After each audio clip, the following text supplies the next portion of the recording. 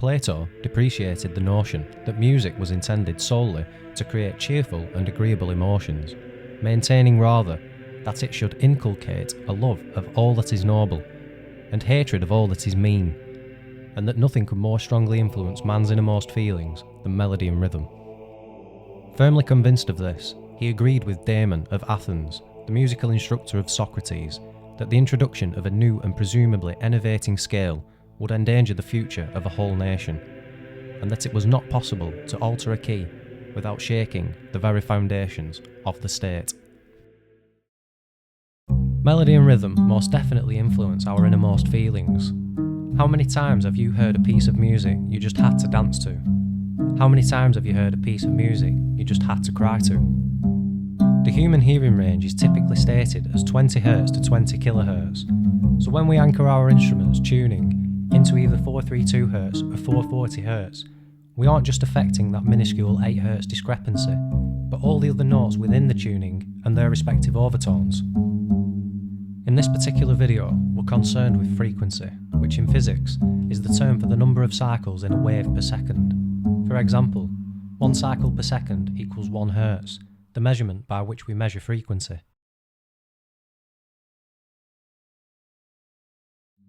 Let's start with the lowest A note, which is A0, in both the 432 Hz and 440 Hz tunings, to see the differential in frequency from the bottom to the top of our hearing range.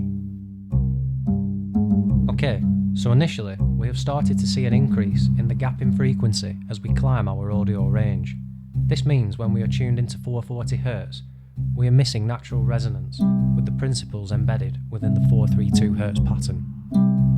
What do I mean by natural? Well, let's take a look at our numbers in our 432 Hz column and reduce them down to their original state, or the singular digit reduction, as done in vortex mathematics.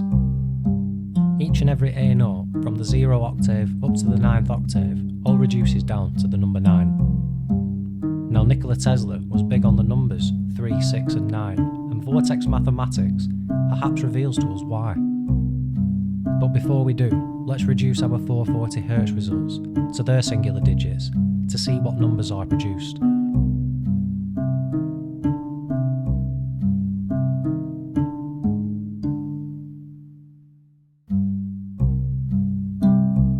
The two sets of results running parallel should look something like this.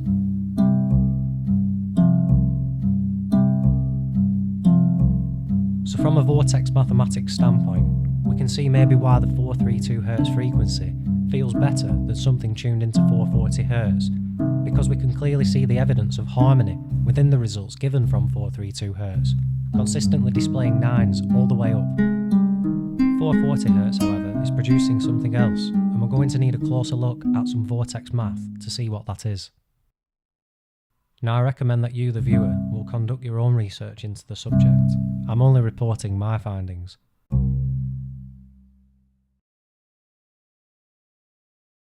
This image is known as the Anagram, meaning 9 and word in Greek. Gurdjieff deemed this symbol the symbol of enlightenment, whilst upon brief inspection, the image itself is provocative of well-known logos, such as the Volkswagen VW, the Freemasonic compass and rule, and the pyramid within circle theme, a la the American dollar bill. Anyway, enough of that for now. Let's look at what it means to us and our inquiry into frequency. There are 3 sets of family numbers which are all equally separated by the number 3. 1, 4 and 7, 2, 5 and 8, 3, 6 and 9. Okay, so what? Well, if each respective sequence is extended beyond 7, 8 and 9, the results, when reduced to single digits, still follow that same pattern. No matter how long you continue to add to the sequence, the pattern will always remain.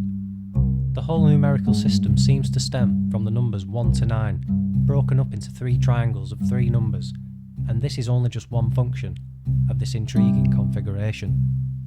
The yellow dot, where the X is formed, represents the centre of the vortex, and this is where numbers get turned up through the vortex and round the other side. I'll try to explain. Take the number 1 for example, and let's just keep doubling it, and always keep in mind the idea of reducing our numbers to their single digit form from 1 through to 9. As we double the numbers, the pattern continues to emerge, and the pattern that does emerge on the Enneagram is the sort of VW logo crossing the points 1, 2, 4, 8, 7, 5, and then back to 1. The circuit is a clockwise motion before crossing the 0 point and then taking on an anti-clockwise motion before crossing the 0 point again and completing the loop. If we start at number 1 again and go in the reverse direction, which means we are now halving instead of doubling, as this is the corresponding reverse or inverse process, the same results follow. We get the same results no matter how small the decimal. As long as we keep halving, we're going to produce the same 6-digit pattern of 1, 2, 4, 8, 7 and 5, but this time going in the opposite direction. Numbers are pretty neat, huh? So how could this apply to 432 Hz and 440 Hz? Well, when we initially reduced our numbers of the A notes at the beginning of the video, we got all 9s for the 432 Hz tuning, but can anyone recall what we got for 440 Hz? We got this pattern: 1, 2, 4, 8, 7, 5, 1, 2, 4, 8, 7, 5, 1. Which is exactly the same result as when we double or half from 1 on our Enneagram. Now in vortex mathematics, 9 seems to represent absolute unity, inertia, the spark of animation causing all things to spring into life. This blissful state then descends into two extreme polarities of 3 and 6. Maybe this is the so often referenced Trinity. The shape itself is an equilateral triangle, and if we add the internal angles of this triangle together, we get 180 degrees, which we should know by now reduces to 9. Now another interesting observation is that when we add up the total sum of angles for some regular polygons, we will consistently produce the number 9. This means that not only do we have frequency and the numerical system itself recognising 9 as significant, but now geometry too. Speaking of shape and sound, what about studies into cymatics, the scientific study of shapes produced via sound energy?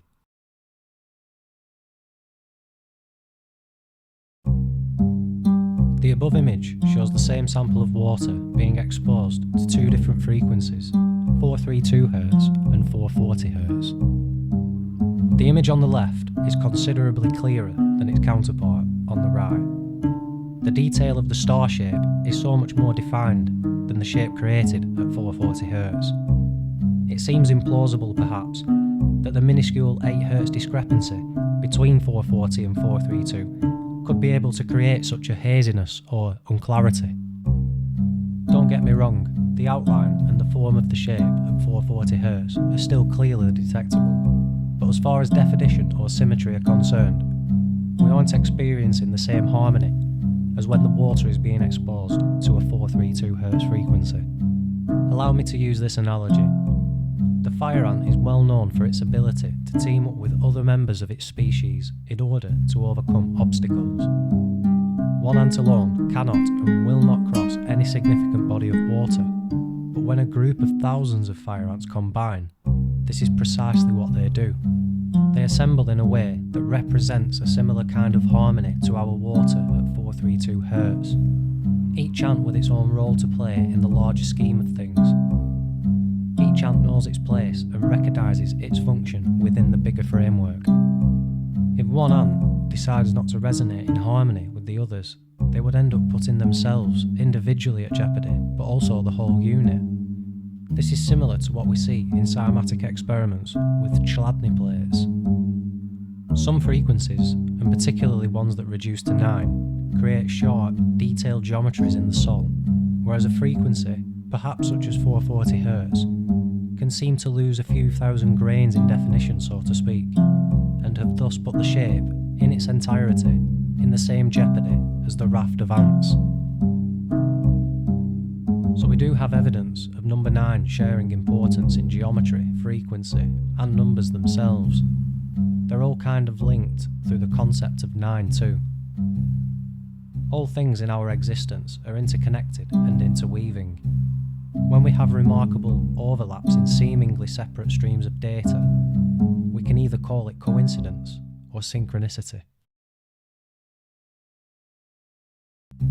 So where else do we see the number 9? Reverence for the number 9 is nothing new.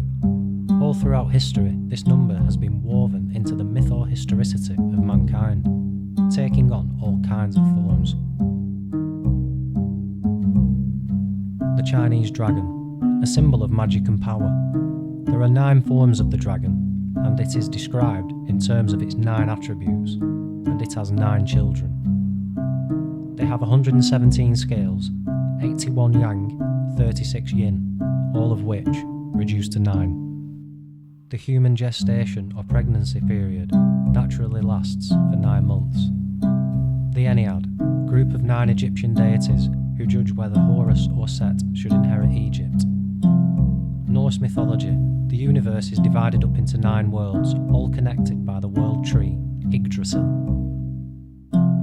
And there are 9 circles of hell in Dante Alighieri's epic, Inferno.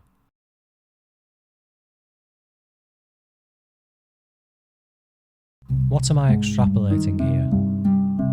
The quote at the beginning of this inquiry discussed the notion of music having the ability to affect our innermost feelings.